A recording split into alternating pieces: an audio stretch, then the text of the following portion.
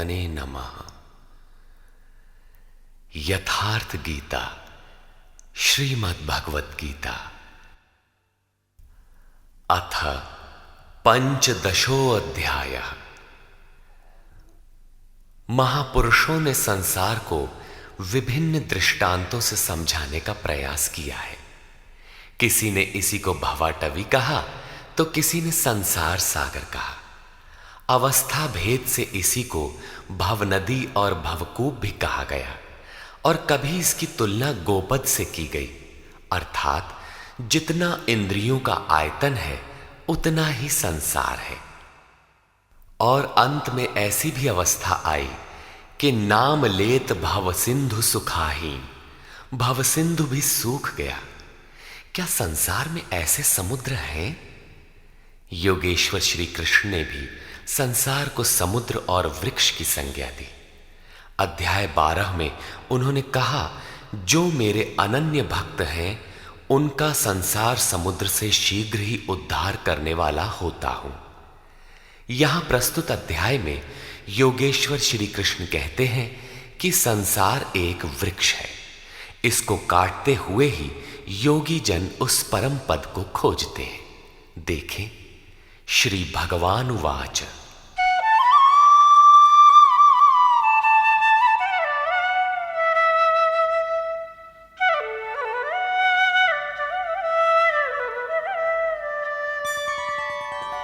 ऊर्ध्वमूलमधः शाखम् अश्वत्थं प्राहुरव्ययम् छन्दांसि यस्य पर्णानि यस्तं वेद स वेदवित्।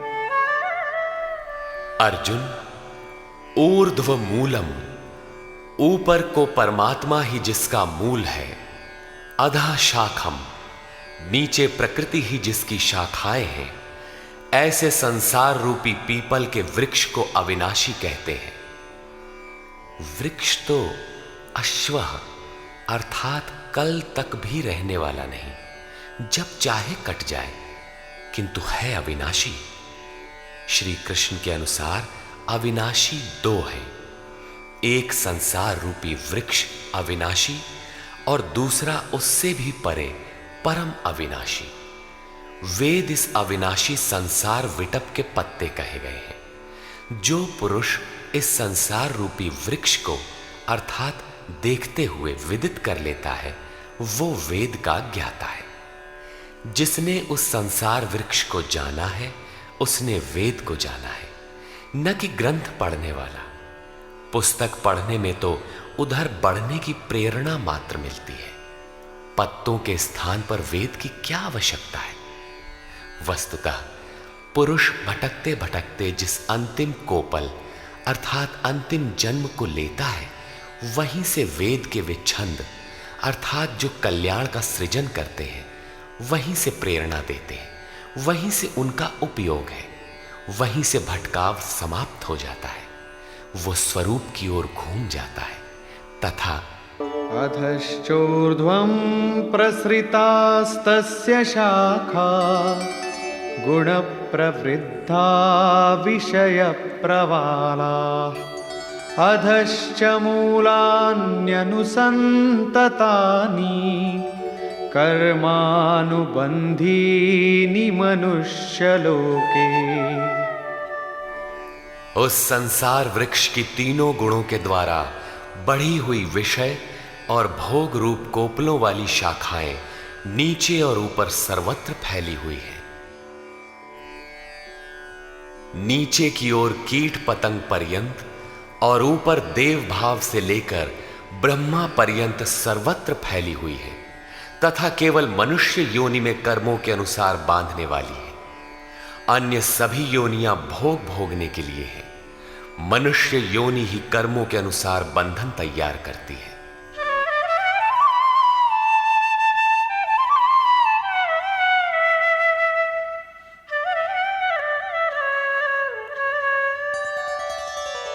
न रूपमस्येह तथोपलभ्यते नान्तो न चादिर्न च सम्प्रतिष्ठा अश्वत्थमेनं सुविरूढमूलम् असंगशस्त्रेण दृढ़ेन छित्त्वा।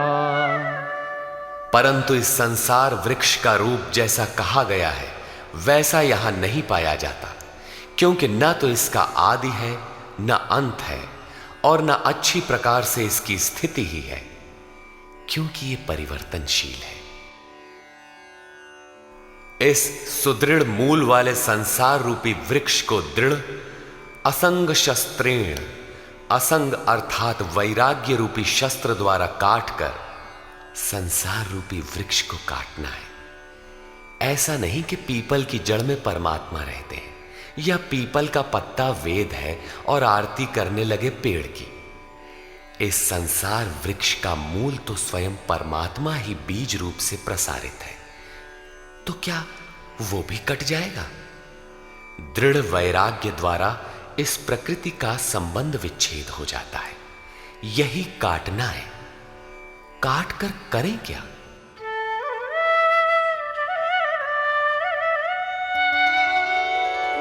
ततः पदं तत्परिमार्गितव्यं यस्मिन् गता न निवर्तन्ति भूयः तमेव चाद्यं पुरुषं प्रपद्ये यतः प्रवृत्ति प्रसृता पुराणी।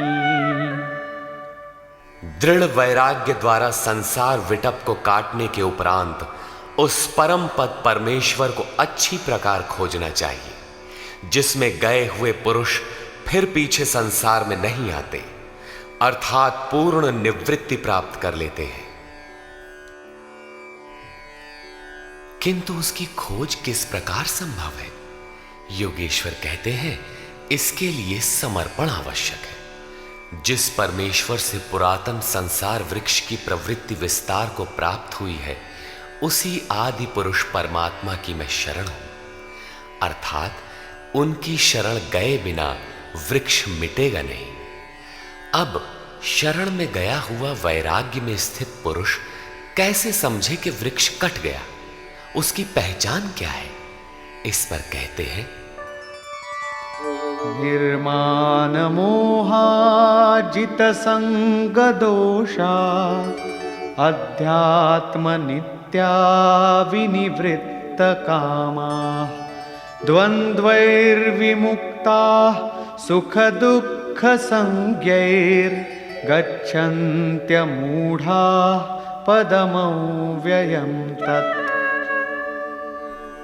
उपर्युक्त प्रकार के समर्पण से जिसका मोह और मान नष्ट हो गया है, आसक्ति रूपी संग दोष जिन्होंने जीत लिया है, अध्यात्म नित्या परमात्मा के स्वरूप में जिनकी निरंतर स्थिति है, जिनकी कामनाएं विशेष रूप से निवृत्त हो गई हैं और सुख दुख के द्वंद्वों से विमुक्त हुए ज्ञानी जन उस अविनाशी परम पद को प्राप्त होते हैं।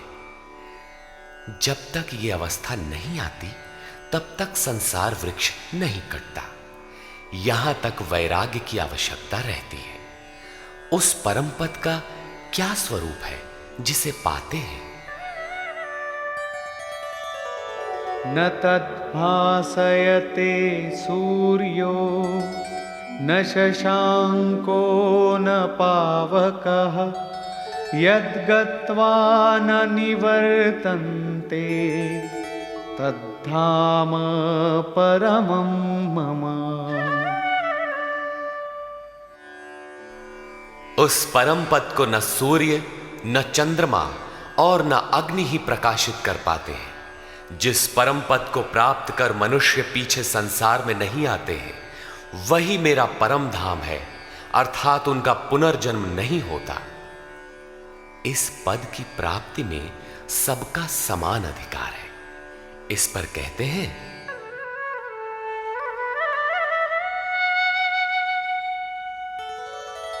ममैवांशो जीवलोके जीवभूतः सनातनः मनः षष्ठानीन्द्रियाणि प्रकृतिस्थानि कर्षति। जीवलोके अर्थात इस देह में अर्थात शरीर ही लोक है। ये जीवात्मा मेरा ही सनातन अंश है और वही इन त्रिगुणमयी माया में स्थित हुई मन सहित पांचों इंद्रियों को आकर्षित करता है। भला कैसे? शरीरं यदवाप्नोति यच्चाप्युत्क्रामतीश्वरः गृहीत्वैतानि संयाति वायुर्गन्धानि वाशयात्। जिस प्रकार वायु गंध के स्थान से गंध को ग्रहण करके ले जाता है, ठीक उसी प्रकार देह का स्वामी जीवात्मा जिस पहले शरीर को त्यागता है, उससे मन और 5 ज्ञानेंद्रियों के कार्यकलापों को ग्रहण करके अर्थात आकर्षित करके साथ लेकर फिर जिस शरीर को प्राप्त होता है उसमें जाता है। जब अगला शरीर तत्काल निश्चित है तो आटे का पिंड बनाकर किसे पहुंचाते हो? लेता कौन है? इसीलिए श्री कृष्ण ने अर्जुन से कहा था कि ये अज्ञान तुझे कहां से उत्पन्न हो गया कि पिंडोदक क्रिया लुप्त हो जाएगी। वहां जाकर करता क्या है? मन सहित 6 इंद्रियां कौन है?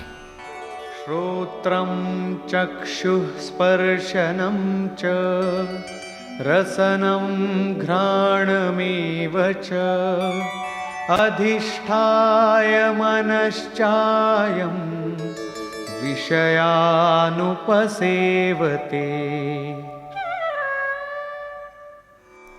उस शरीर में स्थित होकर ये जीवात्मा कान, आंख, त्वचा, जिह्वा, नासिका और मन का आश्रय लेकर अर्थात इन सब के सहारे ही विषयों का सेवन करता है, किंतु ऐसा दिखाई नहीं पड़ता, सब उसे देख नहीं पाते। इस पर श्री कृष्ण कहते हैं,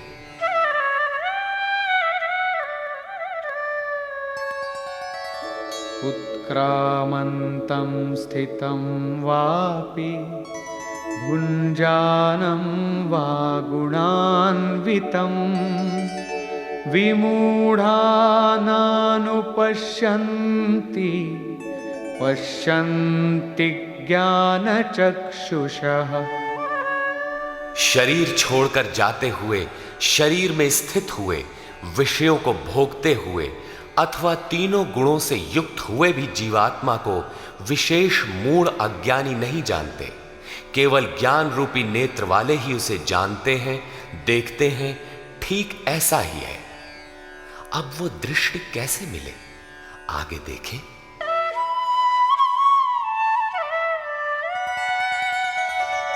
यतन्तो योगिनश्चैनं पश्यन्त्यात्मन्यवस्थितं यतन्तोऽप्यकृतात्मानो नैनं पश्यन्त्यचेतसः। योगी जन अपने हृदय में चित्त को सब ओर से समेट इस आत्मा को यत्न करते हुए ही प्रत्यक्ष देखते हैं, किंतु अकृतार्थ आत्मा वाले अर्थात मलिन अंतःकरण वाले अज्ञानी जन यत्न करते हुए भी इस आत्मा को नहीं जानते, क्योंकि उनका अंतःकरण बाह्य प्रवृत्तियों में अभी बिखरा है। चित्त को सब ओर से समेटकर अंतरात्मा में यत्न करने वाले भाविक जन ही उसे पाने के योग्य होते हैं। अतः अंतःकरण से सतत सुमिरण आवश्यक है। अब उन महापुरुषों के स्वरूप में जो विभूतियां पाई जाती हैं, जो पीछे बता भी आए हैं, उन पर प्रकाश डालते हैं।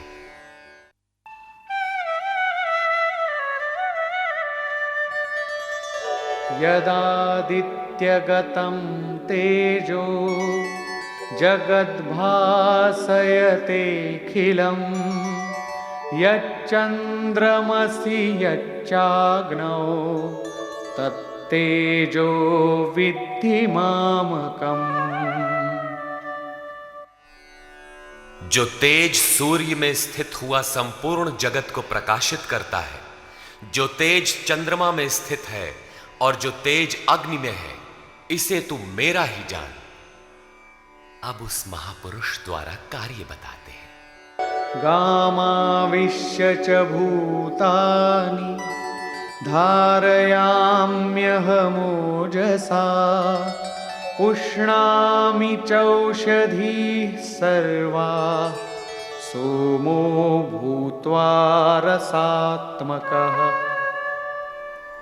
मैं ही पृथ्वी में प्रवेश करके अपनी शक्ति से सब भूतों को धारण करता हूं और चंद्रमा में रस स्वरूप होकर संपूर्ण वनस्पतियों को पुष्ट करता हूं।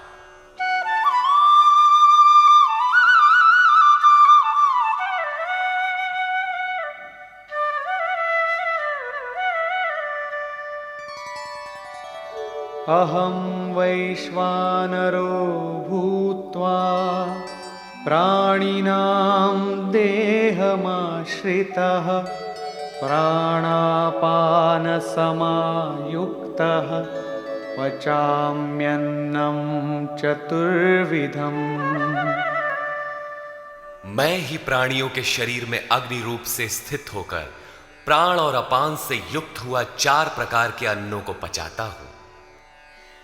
अध्याय 4 में स्वयं योगेश्वर श्री कृष्ण ने इंद्रियाग्नि, संयमाग्नि, योगाग्नि, प्राण अपानाग्नि, ब्रह्माग्नि इत्यादि 13-14 अग्नियों का उल्लेख किया, जिनमें सबका परिणाम ज्ञान है। ज्ञान ही अग्नि है। श्री कृष्ण कहते हैं, ऐसा अग्नि स्वरूप होकर प्राण और अपान से युक्त 4 विधियों से, अर्थात जप सदैव श्वास प्रश्वास से होता है, उसकी 4 विधियां बैखरी, मध्यमा, पश्यंती और परा है। इन 4 विधियों से तैयार होने वाले अन्नों को मैं ही पचाता हूं।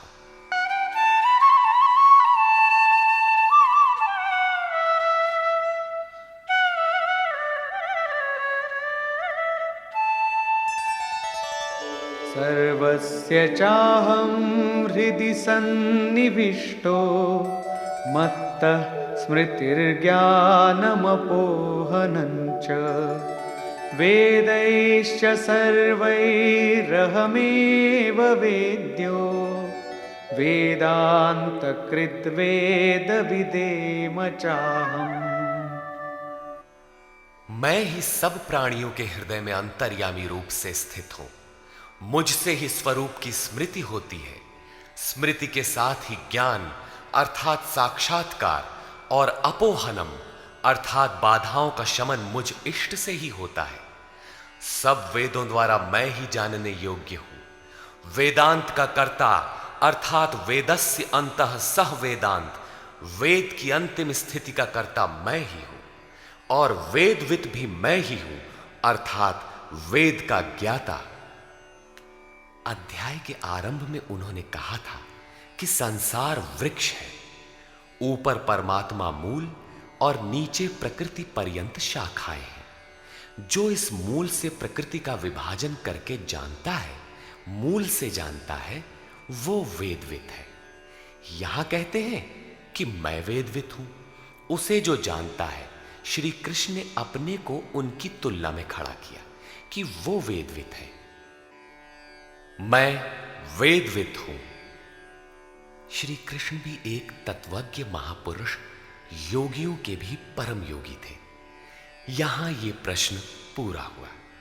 अब बताते हैं कि संसार में पुरुष का स्वरूप 2 प्रकार का है।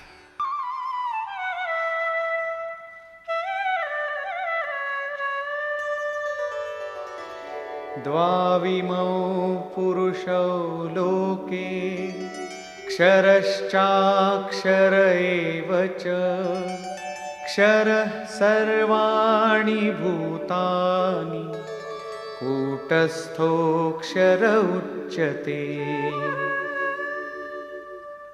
अर्जुन, इस संसार में क्षर, क्षय होने वाले, परिवर्तनशील और अक्षर, अक्षय, अपरिवर्तनशील, ऐसे 2 प्रकार के पुरुष हैं। उनमें संपूर्ण भूत प्राणियों के शरीर तो नाशवान हैं, क्षर पुरुष हैं, और ये कूटस्थ पुरुष अविनाशी कहा जाता है। साधन के द्वारा मन सहित इंद्रियों का निरोध, अर्थात जिसकी इंद्रिय समूह कूटस्थ है, वही अक्षर कहलाता है। किंतु यह भी पुरुष की अवस्था विशेष ही है। इन दोनों से भी परे एक अन्य पुरुष भी है।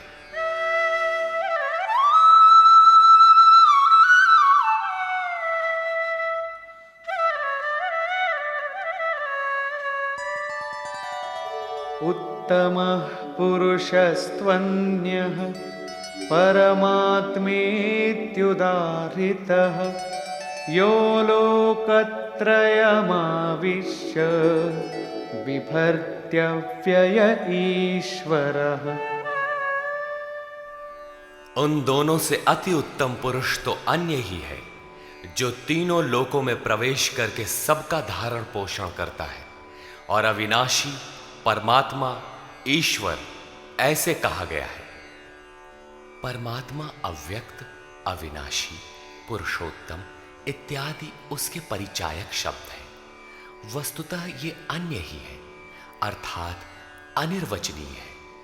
ये क्षर अक्षर से परे महापुरुष की अंतिम अवस्था है, जिसको परमात्मा इत्यादि शब्दों से इंगित किया गया है, किंतु वो अन्य है, अर्थात अनिर्वचनीय है। उसी स्थिति में योगेश्वर श्री कृष्ण अपना भी परिचय देते हैं, यथा यस्मात्क्षरमतीतोऽहम् अक्षरादपि चोत्तमः अतोऽस्मि लोके वेदे च प्रथितः पुरुषोत्तमः। उपर्युक्त नाशवान परिवर्तनशील क्षेत्र से सर्वथा अतीत हूं, और अक्षर अविनाशी कूटस्थ पुरुष से भी उत्तम हूं, इसलिए लोक और वेद में पुरुषोत्तम नाम से प्रसिद्ध हूं।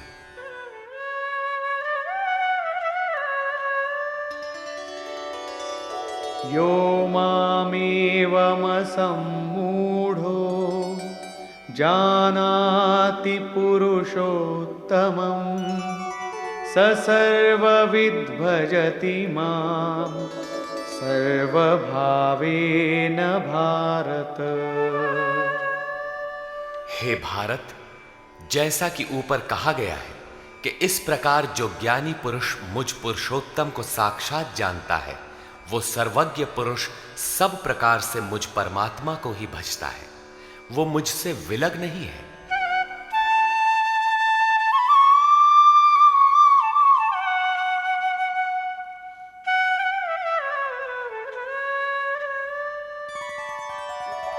इति गुह्यतमं शास्त्रम् इदमुक्तं मया नघ एतद्बुद्ध्वा बुद्धिमान् स्यात् कृतकृत्यश्च भारत। हे निष्पाप अर्जुन, इस प्रकार ये अति गोपनीय शास्त्र मेरे द्वारा कहा गया। इसको तत्व से जानकर मनुष्य पूर्ण ज्ञाता और कृतार्थ हो जाता है। अतः योगेश्वर श्री कृष्ण की ये वाणी स्वयं में पूर्ण शास्त्र है। श्री कृष्ण का ये रहस्य अत्यंत गुप्त था। उन्होंने केवल अनुरागियों से बताया। ये अधिकारी के लिए ही है। श्री कृष्ण का ये स्वरूप सबके लिए था भी नहीं। कोई उन्हें राजा, कोई दूत, तो कोई यादव ही मानता था, किंतु अधिकारी अर्जुन से उन्होंने कोई दुराव नहीं रखा। उसने पाया कि वो परम सत्य पुरुषोत्तम नहीं। दुराव रखते तो उसका कल्याण ही ना होता। यही विशेषता प्राप्ति वाले प्रत्येक महापुरुष में पाई गई। रामकृष्ण परमहंस देव एक बार बहुत प्रसन्न थे। भक्तों ने पूछा, आज तो आप बहुत प्रसन्न हैं। बोले, आज मैं वो परमहंस हो गया। उनके समकालीन कोई अच्छे महापुरुष परमहंस थे, उनकी ओर संकेत किया। कुछ देर बाद वो मन क्रम वचन से विरक्ति की आशा से अपने पीछे लगे साधकों से बोले, देखो, अब तुम लोग संदेह न करना, मैं वही राम हूं जो त्रेता में हुए थे, वही कृष्ण हूं जो द्वापर में हुए थे। मैं उन्हीं की पवित्र आत्मा हूं, वही स्वरूप हूं। यदि पाना है तो मुझे देखो। ठीक इसी प्रकार पूज्य गुरु महाराज भी सबके सामने कहा करते थे, हो हम भगवान के दूत हैं। जे सचहू का संत है वो भगवान का दूत है। हमारे द्वारा ही उनका संदेशा मिलता है। पूज्य महाराज जी सबसे तो इतना ही कहते थे, न किसी विचार का खंडन न मंडन। किंतु जो विरक्ति में पीछे लगे थे उनसे कहते थे, केवल मेरे स्वरूप को देखो। यदि तुम्हें उस परम तत्व की चाह है तो मुझे देखो, संदेह मत करो। बहुतों ने संदेह किया तो उनको अनुभव में दिखाकर उन बाह्य विचारों से हटाकर अपने स्वरूप में लगाया। वे अद्यावधि महापुरुष के रूप में अवस्थित हैं। इसी प्रकार श्री कृष्ण की अपनी स्थिति गोपनीय तो थी, किंतु अपने अनन्य भक्त पूर्ण अधिकारी अनुरागी अर्जुन के प्रति उन्होंने उसे प्रकाशित किया। हर भक्त के लिए संभव है, महापुरुष लाखों को उस रास्ते पर चला देते हैं। निष्कर्ष, योगेश्वर श्री कृष्ण के अनुसार संसार वृक्ष है जिसका मूल सर्वत्र है और शाखाएं भी सर्वत्र है। कर्मानुबंधीनि मनुष्य लोके, कर्मों के अनुसार केवल मनुष्य योनि में बंधन तैयार करता है, बांधता है। अन्य योनियां तो इन्हीं कर्मों के अनुसार भोग भोगती हैं। अतः दृढ़ वैराग्य रूपी शस्त्र द्वारा इस संसार रूपी पीपल के वृक्ष को तू काट और उस परम पद को ढूंढ जिसमें गए हुए महर्षि पुनर्जन्म को प्राप्त नहीं होते। शरीर का त्याग करते समय जीवात्मा मन और पांचों ज्ञानेंद्रियों के कार्यकलापों को लेकर नए शरीर को धारण करता है। संस्कार सात्विक हैं तो सात्विक स्तर पर पहुंच जाता है, राजसी हैं तो मध्यम स्थान पर और तामसी रहने पर जघन्य योनियों तक पहुंच जाता है तथा इंद्रियों के अधिष्ठाता मन के माध्यम में विषयों को देखता और भोगता है। यह दिखाई नहीं पड़ता, इसके देखने की दृष्टि ज्ञान है। कुछ याद कर लेने का नाम ज्ञान नहीं है। योगी जन हृदय में चित्त को समेटकर प्रयत्न करते हुए ही उसे देख पाते हैं। अतः ज्ञान साधन गम्य है। हां, अध्ययन से उसके प्रति रुझान उत्पन्न होती है। संशय युक्त अकृतात्मा लोग प्रयत्न करते हुए भी उसे नहीं पाते। उन्होंने बताया कि लोक में 3 प्रकार के पुरुष हैं। भूतादिकों के संपूर्ण शरीर क्षर है। मन की कूटस्थ अवस्था में यही पुरुष अक्षर है, किंतु है द्वंद्वात्मक और इससे भी परे जो परमात्मा परमेश्वर अव्यक्त और अविनाशी कहा जाता है वो वस्तुतः अन्य ही है। ये क्षर अक्षर से परे वाली अवस्था है, यही परम स्थिति है। संगत करते हुए कहते हैं कि मैं भी क्षर अक्षर से परे वही हूं, इसलिए लोग मुझे पुरुषोत्तम कहते हैं। इस प्रकार उत्तम पुरुष को जो जानते हैं वे ज्ञानी भक्तजन सदैव सब ओर से मुझे ही भजते हैं। उनकी जानकारी में अंतर नहीं है। अर्जुन, ये अत्यंत गोपनीय रहस्य मैंने तेरे प्रति कहा। इस अध्याय में आत्मा की 3 स्थितियों का चित्रण क्षर अक्षर और भी अति उत्तम पुरुष के रूप में स्पष्ट किया गया। अतः ओम तत्सदिति श्रीमद्भगवद गीता सूपनिषत्सु ब्रह्म विद्यायाम योग शास्त्रे श्री कृष्ण अर्जुन संवादे पुरुषोत्तम योगो नाम 15वां अध्याय। इस प्रकार स्वामी अड़गड़ानंद कृत श्रीमद् भगवद गीता के भाष्य यथार्थ गीता का 15वां अध्याय पूर्ण होता है। हरि ओम तत्सत।